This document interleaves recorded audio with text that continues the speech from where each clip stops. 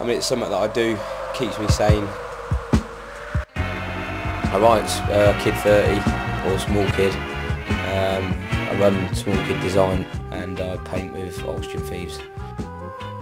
I grew up in a little village outside Oxford at the beginning of the rave scene, which sort of influenced me massively, just because it was a lot of free parties, a lot of travellers.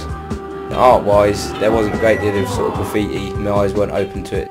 I hadn't really sort of seen it on a grand scale until I sort of got to about 18, when I sort of left and then moved down to Portsmouth. And that's when I sort of first sort of started seeing like big productions, and then from there sort of I was sort of hooked really.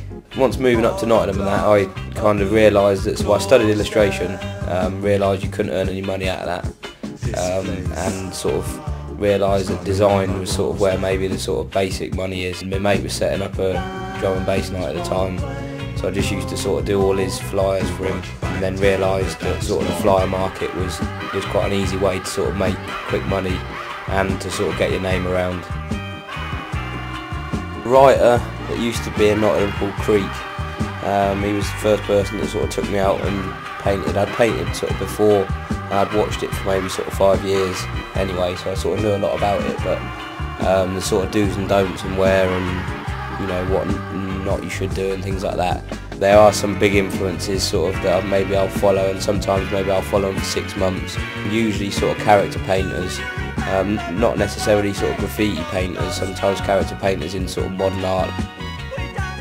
My mum and dad, I think, to start with, they maybe sort of, they didn't quite understand. I think they sort of thought I should get a real job. Are you getting paid for doing that? You know, it's like, no, I'm not, this isn't for money, this is to get me somewhere else. But now they buzz off it, yeah, it's nice. I do a lot of youth work, everything from youth offending to prisons, schools, youth clubs. From a personal gain, it pays for my materials.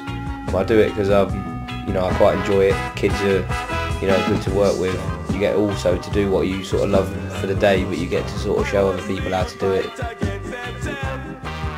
I think graffiti should definitely be kept illegal. I think more legal places should be given.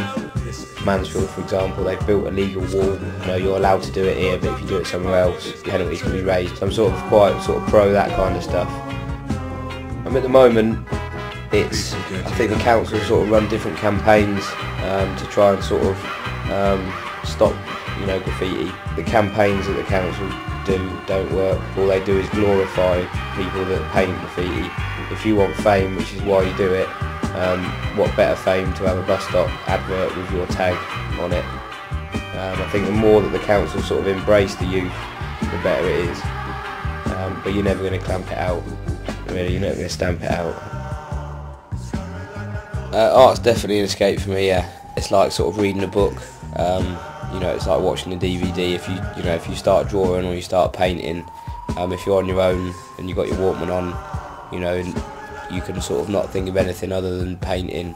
I kind of feel that I need to sort of push my work into a sort of maybe a bit more of a mature direction, really, painting bigger walls and doing bigger things.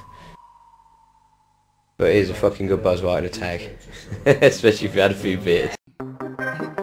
Equal rights and justice for all, rise and never fall. Tell them, say, boom, what they gonna do when enough of them not true? Say what they gonna do, them get slew, yeah.